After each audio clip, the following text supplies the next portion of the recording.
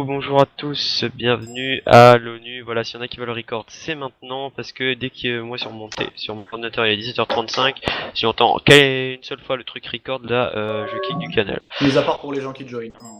Voilà. Parce que on peut plus jamais sur le truc. Mais en gros, merci de pas spam.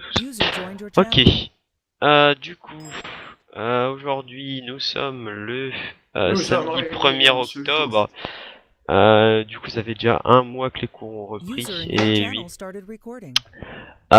Et aujourd'hui, on va vous parler de plusieurs petits trucs qui concernent le gré. Il n'y a pas de méga annonce comme la semaine dernière avec les cartes à collectionner, les trucs comme ça. Cette semaine, voilà, on peut pas tout sortir toutes les semaines. Mais bon. Du coup, on va faire un petit retour sur ces cartes à collectionner. Par contre, on va en reparler un petit peu. On va vous reparler des tours également. On va après, de quoi j'ai besoin de vous parler. Je réfléchis. Pas grand chose. Pas grand chose, mais voilà, on trouvera les choses à dire de toute façon, et puis après on procédera à vos questions, suggestions, comme d'habitude.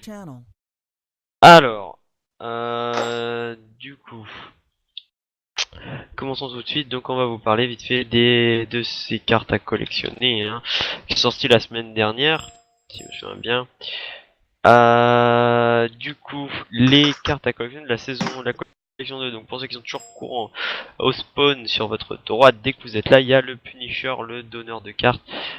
Vous lui parlez, il vous donne une quête. Alors, il y a marqué qu'il y a 32 quêtes, finalement on en a rajouté une, il y en a une 33e. Qui est en deuxième partie d'ailleurs, on précise. Ouais, qui est en plusieurs parties en plus parce que c'était trop long pour une quête. Mais voilà, vous avez 33 quêtes donc au total à réaliser afin d'obtenir des morceaux de cartes que vous pouvez ensuite échanger dans la petite zone, donc la petite maisonnette en plein milieu du spawn à droite. Donc voilà, vous pouvez obtenir des cartes rares, légendaires, communes, peu communes. Et au terme de la quête 33, vous obtenez un objet assez secret, enfin en soi il est pas tant secret que ça, vu que quand vous parlez au NPC, donc l'échangeur ticket figurine, le trader 433, en fait vous pouvez voir que vous pouvez échanger l'objet de la 433 contre la figurine de votre choix parmi les figurines rares et 3 légendaires. Donc c'est quand même, la 433 vous permet quand même d'obtenir un personnage gratuit, sachant que comme on vous l'a dit, les rares, parmi les rares, vous ne pouvez en obtenir que 4 communes à tous les joueurs, et après ce sera une figurine rare par guilde. Sachant que les bâtiments de guilde, cette semaine on n'a pas trop pu avancer dessus, parce qu'il y avait d'autres choses. J'ai carrément pas avancé dessus en fait. Ouais, parce qu'on a surtout fait en fait les tours, mais ça on vous en parlera juste après. Du coup les bâtiments de guilde n'ont pas trop avancé cette semaine, mais voilà, vous aurez chacun dans chacune des guildes, il y aura une figurine rare obtenable, je me trompe peut-être de mots, excusez-moi, mais c'est comme ça. Du coup voilà. Donc la quête 33 et des quêtes lambda, on va dire, vous pouvez obtenir des cartes déjà légendaires, rares, communes, peu communes. On a déjà posé dans les factions et en général c'était suffisant. Pour continuer sur cette lignée de cartes, donc les 32 quêtes, bah, j'espère que ça vous a plu ce système de distribution des cartes. On a eu pas quelques retours hein, tout de même déjà, mais voilà, là j'en parle à l'ONU, donc je sais pas si vous avez des avis à dire, si vous aimez bien, hein, par exemple les trucs comme ça, les suites de quêtes, si justement ça vous fait, bah voilà, vous avez des choses à faire, ça vous prend du temps, donc justement vous êtes content, je ne sais pas, des choses comme ça. Est-ce que vous avez des petites remarques à faire remonter concernant justement ces cartes à collectionner et cette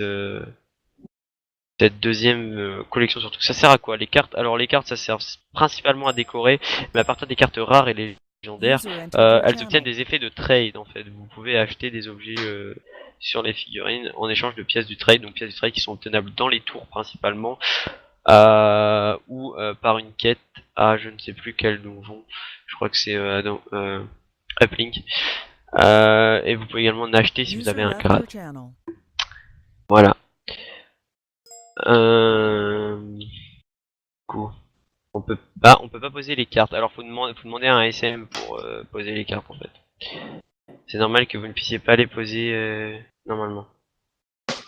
Lit, je te fais ça juste après l'ONU en fait. User joined your channel. J'aime pas faire des trucs en même temps que User joined your channel. alors ça dépend des figurines en fait, XXIème. Mais au niveau des rares, sachez que les rares sont maintenant disponibles, hein. Si vous l'avez en carte, vous pouvez nous demander, on vous mettra n'importe quelle rare. Pour les légendaires, pour le moment, il n'y a que Venom qui est totalement fini. Parce qu'il faut savoir quand même que on a essayé de cette fois-ci, et par rapport à la collection 1, de pas mettre d'effets en fait, hein. On est désolé, mais c'était complètement pété pour les cartes légendaires de la collection 1, les effets. Du coup, cette fois-ci, on a surtout mis des trades. Mais vous inquiétez pas, dans les trades, il y a des trucs vraiment sympas, il y a pas mal de potions. Et des potions plutôt badass, j'ai envie de dire, hein, que ce soit des potions achetées sur vos ennemis ou des potions pour vous à pouvoir, tout ça. Vraiment, ça vaut le coup. Surtout chez les légendaires, après les rares déjà, il y a déjà des trucs pas mal, hein, j'ai envie de vous dire. Cool, t'en Sachant penses qu'on quoi a... dans mon inventaire vite fait? Je veux juste ton avis. Ouais, je regarde ça. Alors... Mais quoi? Le casque.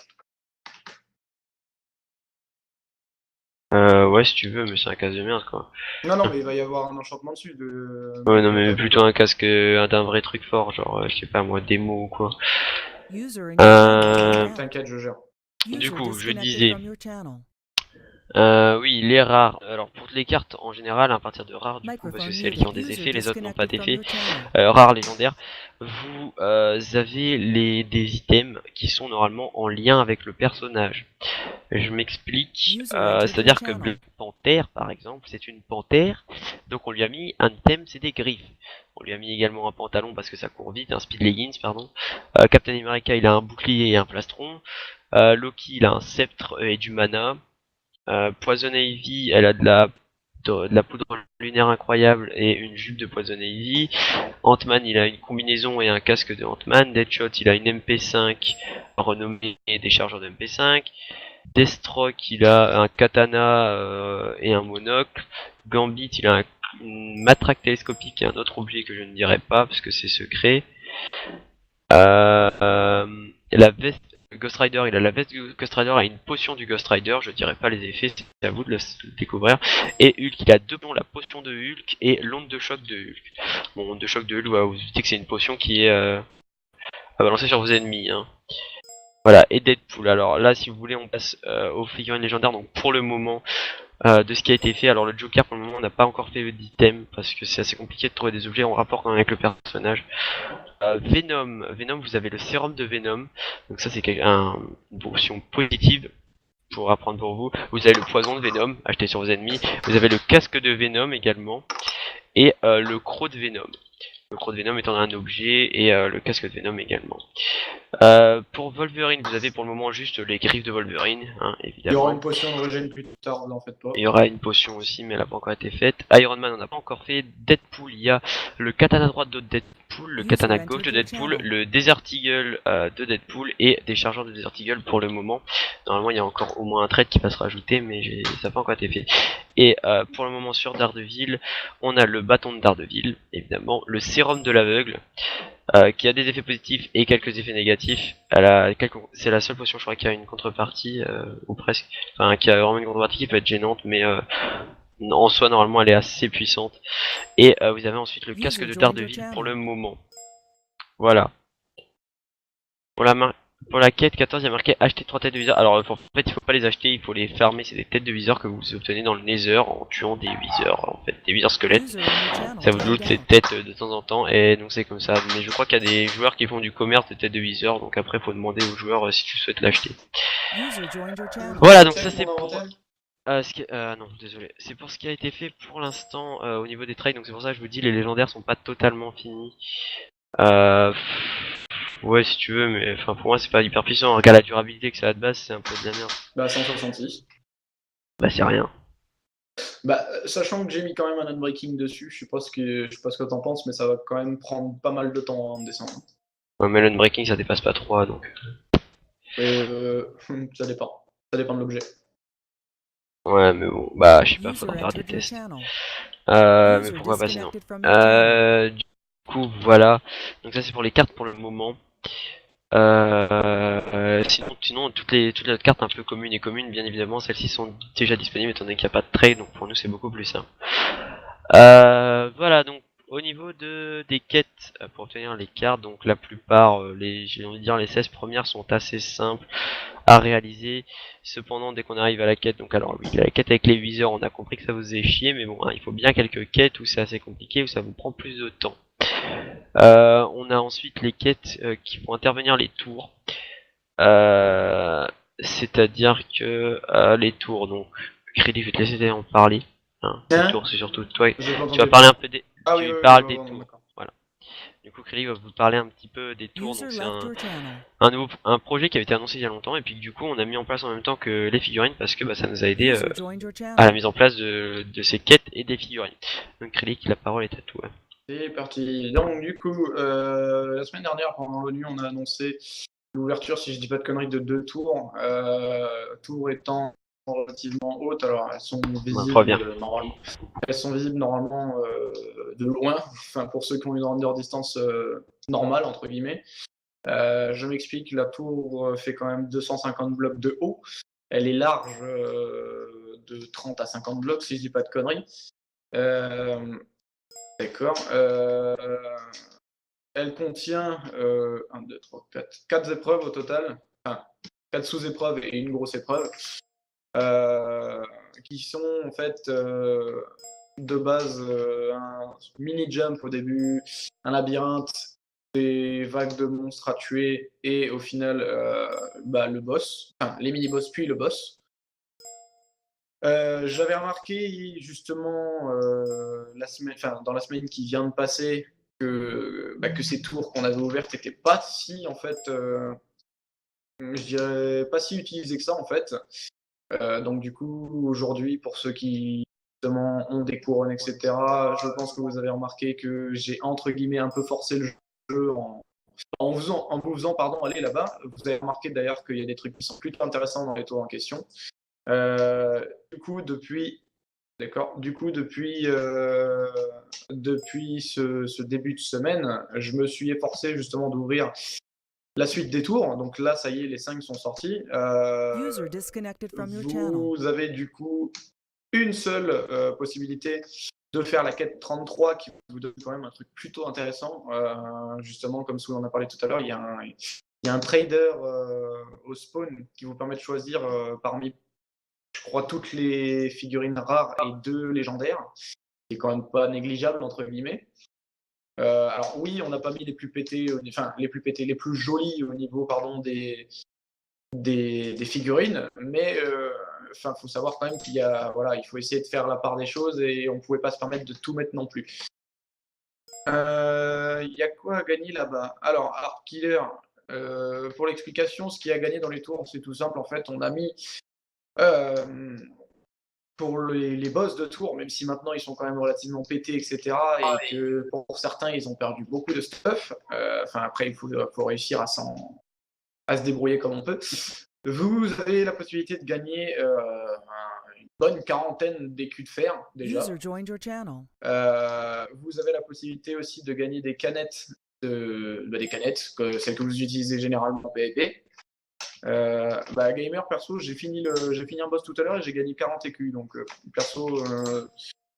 Après, vous avez. Je vais me taper là-bas directement, ce sera plus simple. Ups. Vous avez 8% de chance de loot des pièces du trade. Voilà, donc alors, Sur chaque boss. Une pièce du trade lootable sur chaque semi-boss et une sur le boss d'ailleurs. Et vous avez aussi la possibilité, alors là c'est un pourcentage relativement très bas, mais c'est un peu normal quand même, la possibilité de loot une double lame affûtée des Agrel, qui est une arme démonique qui fait des dégâts de 10 de base, et sur laquelle on a rajouté un Sharpness 8, un Unbreaking 5 et un Fire Aspect 3. Donc voilà, ça tombe si vous avez un peu de cul, mais clairement c'est quand même relativement intéressant. Alors après, peut-être que si justement je viens à trouver que les loots commencent à être un peu mou du slip comme on dit, je viendrai à les changer, mais pour l'instant j'en trouve avec Soul que c'est plus que suffisant. Au niveau des écus, si vous faites tous les boss, c'est vraiment rentable, croyez-moi. Même si vous êtes 2 ou 3 à la fin, si vous répartissez équitablement. Clairement, je vais pas vous mentir, aujourd'hui je prends quand même comme exemple ceux qui sont venus chercher les couronnes. Je pense notamment à Merde, c'était quoi son pseudo déjà? Dead Sky et Zero Harder. Ils sont venus à 2 dans les donjons. Enfin, oui, dans les User donjons, joined parce your qu'on peut channel. carrément appeler ça des donjons vu la difficulté du boss final. Et ils ont réussi à se faire 2 voire 3 couronnes si j'avais pas enlevé la dernière.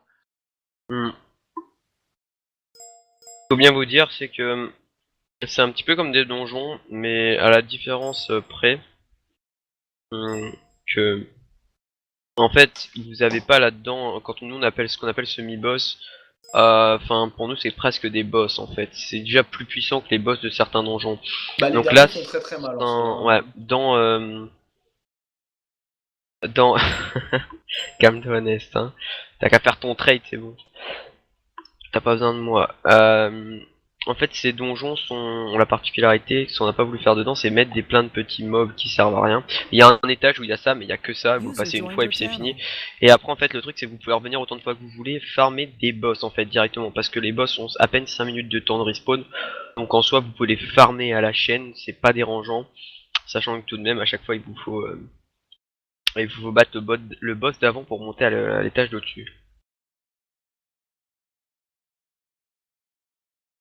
Donc voilà, ça permet aussi à ceux qui trouvent que les donjons sont trop simples ou que les boss mettent trop de temps à respawn ou sont pas rentables, des choses comme ça, là d'avoir vraiment quelque chose qui va être rentable et qui est quand même à un niveau assez compliqué. Je m'avance Au peut-être un départ. peu justement sur ce que je vais dire, mais il y a User moyen joined your channel. qu'on rajoute entre guillemets comment je pourrais dire, pas un superflu, mais comme pour les gens qui jouent par exemple aux jeux vidéo en général, un DLC entre guillemets de ce donjon, enfin de ces donjons-là. Donc en gros, si vous voulez, il y aura un vrai donjon entre guillemets dans la map animation, etc. Fait exprès avec tout ce qu'on peut retrouver normalement dans un donjon. Mais aussi du coup les 5 boss que vous avez trouvés là, mais sous une autre forme, je pense. Alors je m'avance un peu, mais en soi ça sortira pas maintenant. Clairement, je vous dis simplement ce que j'ai envie de faire, tout simplement. Avec ça, vous aurez du coup un boss final, mais un vrai boss final, genre plus difficile déjà que ceux-là, même s'il y en a qui ont déjà pas mal galéré. Et donc du coup une récompense plutôt sympathique aussi. Sachant que je vous explique pourquoi ce ne sera pas fait maintenant quand même, histoire qu'on ne me demande pas pourquoi. La réponse elle est simple, c'est que là dernièrement avec Soul, on est quand même relativement overbooké comme on dit. On a plus le temps ou presque plus le temps de se consacrer à ce qu'on voudrait faire. C'est pour ça d'ailleurs que User left certains your trucs channel. prennent du retard, mais beaucoup, beaucoup de retard par rapport à la dernière fois déjà. Comme par exemple ce que j'ai dit tout à l'heure, les bâtiments de guild, j'ai même pas eu le temps cette semaine de me mettre dessus. Donc du coup voilà, c'est un peu chiant, sachant qu'en plus là on va avoir une grosse période où on va essayer, je dis bien essayer, de se concentrer sur la création du spawn d'Halloween, parce que voilà, qui dit Halloween dit spawn Halloween, et qui dit spawn Halloween dit nouvelle quête, nouvelle chose, nouvelle tatati tatata. Donc du coup, tout ça n'est pas gagné. Attendez-vous quand même à ce qu'on fasse notre maximum pour vous sortir des choses plutôt sympathiques. Voilà. Hein. Voilà, bon moi après de toute façon j'ai pas vraiment beaucoup de choses, hein. Comme l'a dit Krylik en ce moment j'ai beaucoup de choses à faire, que ce soit sur NG ou dans ma vie, avec les cours tout ça, et il y a des devoirs, hein. Faut être un bon élève. Et ça prend du temps, donc j'ai pas forcément le temps de me concentrer dessus, et puis j'essaye de vous finir les trades des figurines, que vous puissiez les obtenir dans vos pays les plus vite possible. Et aussi du coup croyez-moi que c'est pas facile à faire, à trouver les trades à mettre pour chaque figurine. Après faut le faire pour voir si c'est pas trop pété, des choses comme ça, enfin c'est assez long. Du coup je sais pas, est-ce que vous avez des questions? Ah oui, mais alors j'ai un truc à vous parler avant. La liste des prix minimum qui a été mise en place juste après l'ONU de la dernière fois, je crois, enfin il y a pas longtemps. Il faut savoir que la liste des prix minimum, c'est pas moi qui l'ai fait, moi j'ai oublié. De base, c'est un membre du staff qui l'avait fait, qui était joueur, hein, donc voilà, lui connaissait à peu près les prix. Est-ce qu'il a vraiment... Alors, merci de pas me dire tous les items. Certains objets en particulier où vous trouvez que le prix est soit trop bas, soit trop haut, parce que moi, comme je vous l'ai dit, elle peut être modifiable, hein. Elle peut être modifiée, pardon. Enfin, mais elle sera modifiable tout le temps, quoi. C'est cette liste des premiums, ça dépendra un petit peu de comment ça se passe sur le serveur. Mais est-ce que vous